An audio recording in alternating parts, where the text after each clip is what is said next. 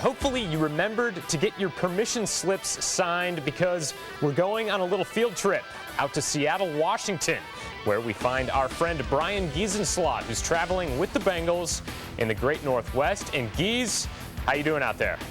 You know, Zach, I'm doing pretty well, and from Pike Place Market to the Space Needle, there's a lot to do and see here in Seattle. But they also have a football team in the Seahawks, less than 2 years removed from the Super Bowl, and they still have a lot of those same players, which they think gives them a good chance to keep that window of opportunity open.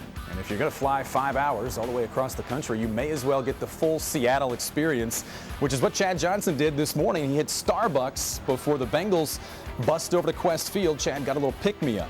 But the walkthrough was loose. It was pretty laid back, which may or may not be a good thing when you consider what happened to this team just 6 days ago in Cleveland.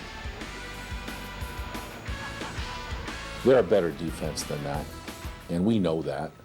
So a better film, you watch that game and you go, my goodness, but then you turn on the Baltimore game, and Baltimore has some good players. I mean, they're good, and they played a much better game. So you just kind of temper everything, and you got to make sure that your players know that. Chad, he's a explosive player. He's going to have a lot of fun doing what he does on the field, and he's a good player. So I think he's just having fun with the game, and he's enjoying what he's doing. And at the same time, he's making plays. So you can't be mad at him.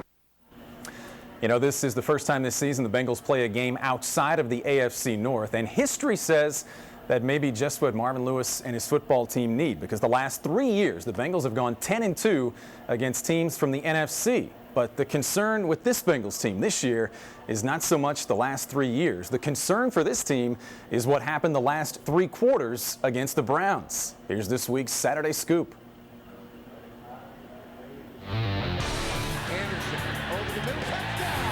We're over it. You know, we've learned our lessons from it on Monday morning and had a chance to think about it Monday afternoon and Monday night. Anderson, pump fake, up the sidelines, I tell them all the time, number one, don't try to explain it to you because you don't understand it. You know, I wish the guys wouldn't bring up Cleveland when we have Seattle, but you guys want to stay with the past, we can do that.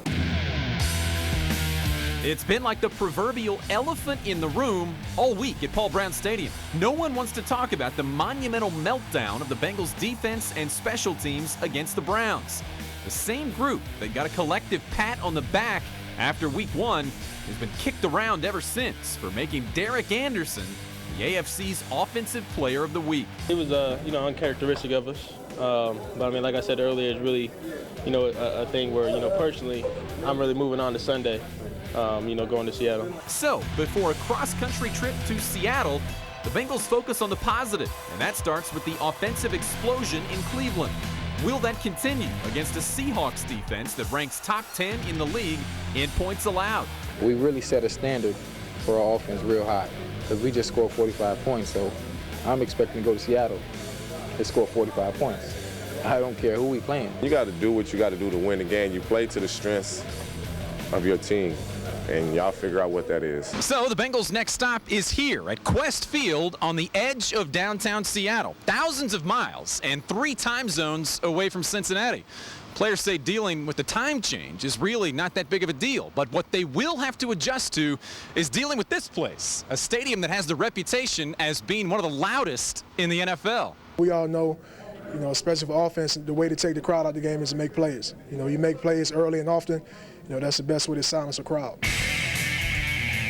It would also help if the on-again, off-again Bengals defense can slow down Matt Hasselbeck, who's completing 65% of his passes, and Sean Alexander, who, despite some injuries, still runs like the back who piled up nearly 1,900 yards on the ground 2 years ago. He's got great vision, and, he's a good receiver of the football as well. So, I mean, he's a guy who's very, as fine a running back as there still is in the NFL. I think the coaches want the players to just be calm, and we just kind of chalked that one up last week as, okay, it happened. Don't let it happen again. All right, this kickoff is just after 4 o'clock tomorrow afternoon. We'll be around for the whole thing, and you'll see the highlights first here on Fox 19 on Sports Wrap Sunday night.